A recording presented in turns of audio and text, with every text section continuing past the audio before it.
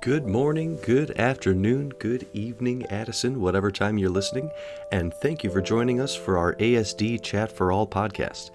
We have lots of fun and exciting things on the horizon for Addison School District 4, and this podcast allows us the opportunity to connect with our parents and guardians, families, and community to celebrate our students, their accomplishments, and so much more. Your hosts for this podcast are ASD4 Superintendent Dr. Nick Sutton and myself, Dean Constantopoulos. You interested in hearing more about what's going on in District 4? Come on in and have a chat.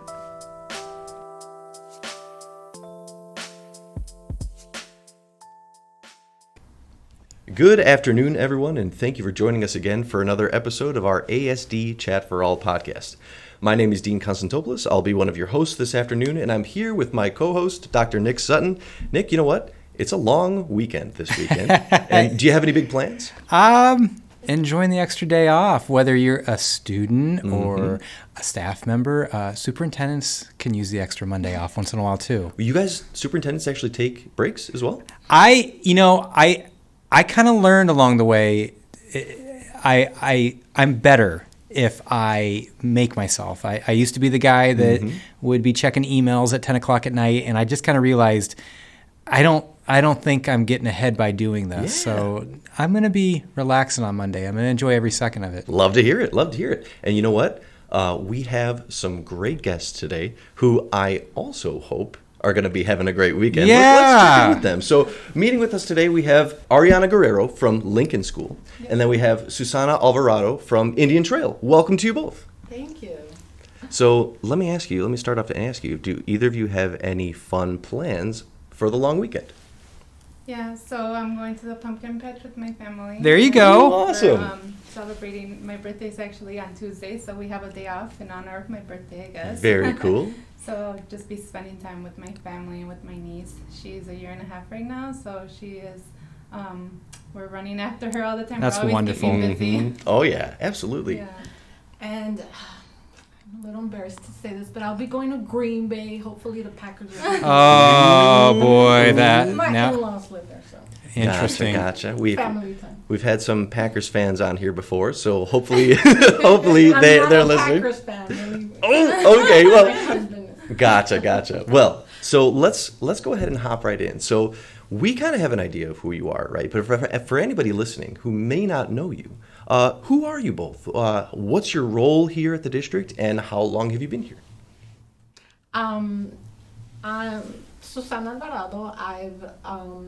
I'm a Latin America Studies teacher here at Indian Trail. This is my third year here. Previously, I was at CPS. I was there for 16 years. Oh, nice. As a third grade teacher. Gotcha. Bit of a difference between CPS and here, but right? I loved the middle school. Yeah. I didn't know it was going to be this amazing, honestly. That's cool. That's so nice to hear. Yes. And I'm Ariana Guerrero. I'm a second grade dual language teacher at Lincoln. This is also my third year at the district. However, this is my third year teaching overall. Very cool. My first year was during COVID, so it was a struggle, but Yeah. I'm happy to say that I was able to go through it with my students, and it was a year that I'll never forget. All the changes that we had throughout the year, being remote, being hybrid. Yeah. And I am a first-generation immigrant, so I was the first in my house to go to college. So That's awesome. Very, very cool. Very cool. Thank you. You brought up a couple of things that could be episodes in themselves. I'll always have like a special place for people that are year 3 teachers, because I just think your first 2 years, talk about you probably didn't have a lot of classes in college that prepared you for that madness. But but today we're here to talk about Hispanic Heritage Month, and I want to learn more. Tell us about this, and what is some of the history and some of the traditions of this month-long celebration? all right, so I can start. So this actually, when it first started, it was only a week celebration. And then later on, I believe it was around 10 years after, they decided to expand it to a whole month. Cool. And the reason why it's so random, it starts on the 15th of September, is because that's when a lot of our countries, Hispanic-speaking, the Hispanic countries begin with their Independence Day, celebrating their days. So for example, one that I can bring up, because I know a lot of my students at Lincoln are from Guatemala. Their Independence Day is on September 15th. So, Oh, nice. and then there's a couple other countries that celebrate during those days. So that's why they decided to kind of start off like in the middle of a month. Gotcha. See, Yeah. I had no idea. I about didn't know that. Yeah. Thank you for that. And it concludes with, October 15th because of the Columbus celebration when the conquistadores Gotcha. arrived, Gotcha. from our understanding. I see. So are there any like specific sorts of traditions or special events that you do every year, or any special kinds of foods that you make every year, or anything like that? What were your favorite parts of it? Yeah. Honestly, I think the most important part about this is celebrating and elevating our students' cultures. Well and said. Our languages. And I think, honestly, it shouldn't only be during this month, but it's a special time to go over it and to tell our students about the importance of being bilingual.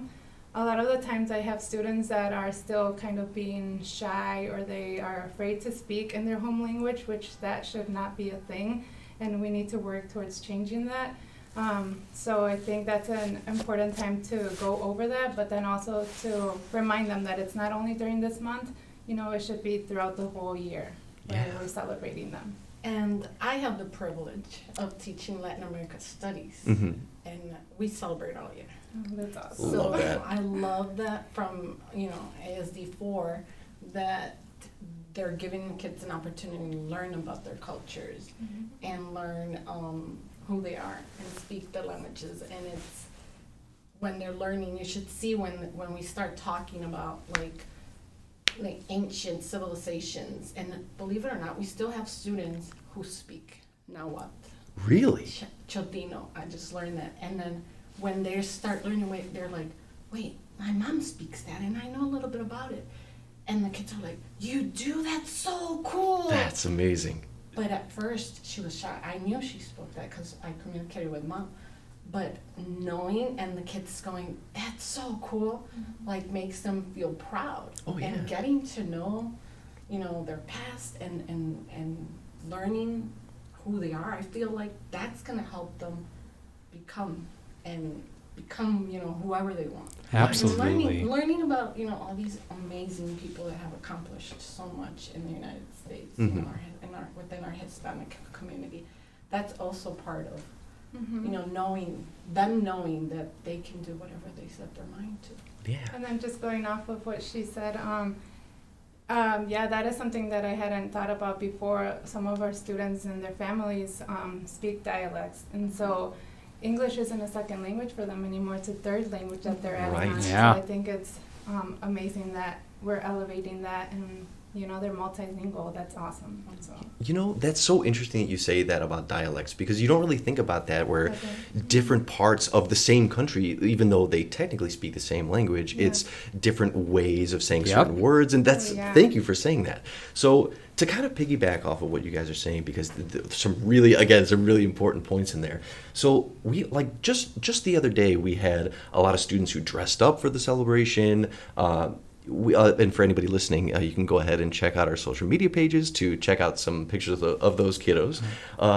And there are lots of students who do celebrate this event. So tell us a little bit more about why you think it's so important for us at ASD4, not only to recognize Hispanic Heritage Month, but to embrace and also join in on the celebration. Why is that so important for us to do? It's so important that there's representation for them, because they need to see that they're valued, they're being valued, and this has so much to do with their self-identity. And if their, identity development isn't doing so well, they're not going to be able to learn, and they're not going to do so well in the academics. So again, like the social emotional component of it.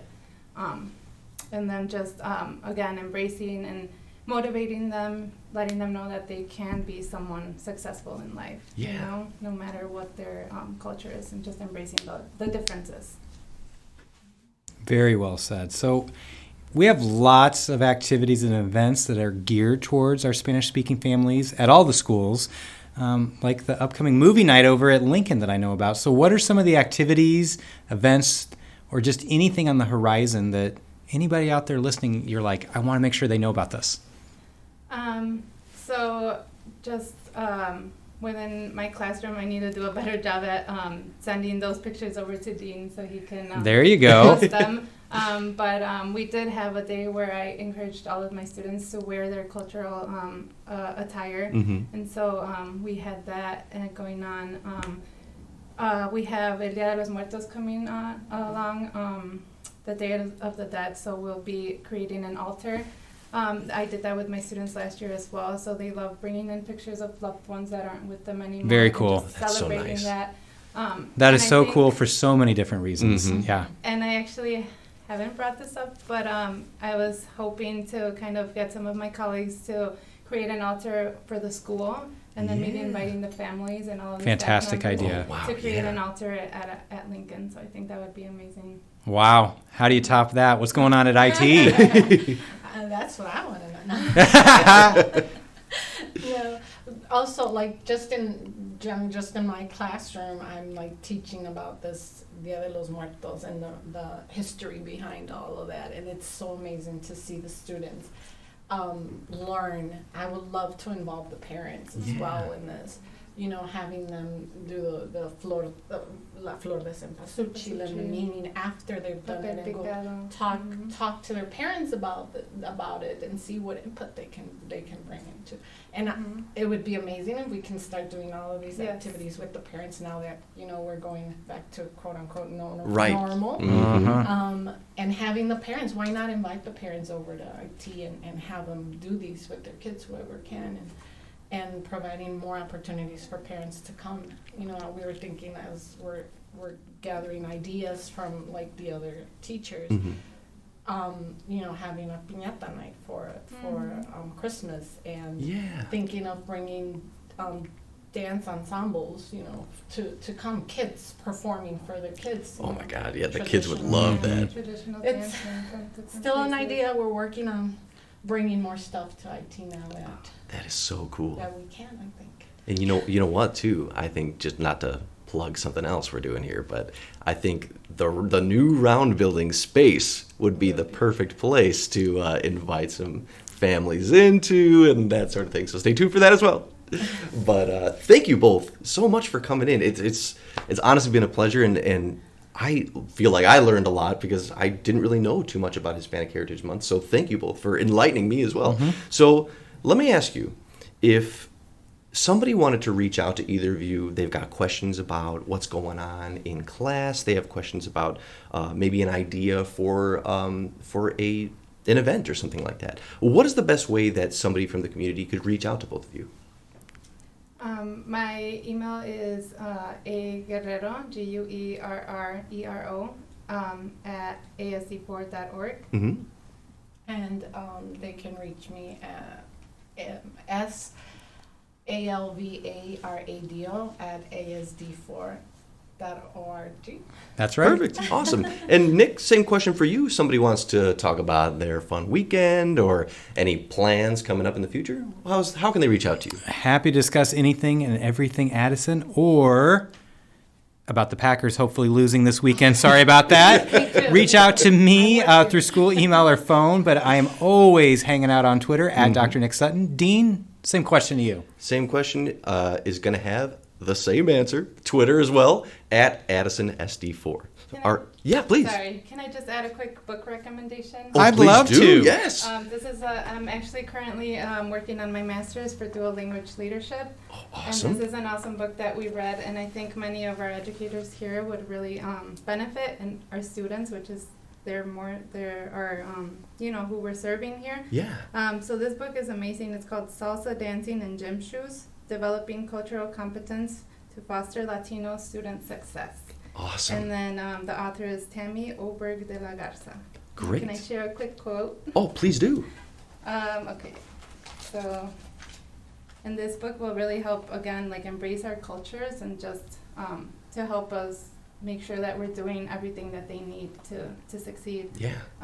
So We need to help students and parents cherish and preserve the ethnic and cultural diversity that nourishes and strengthens this community and this nation. So that's honoring our cultures.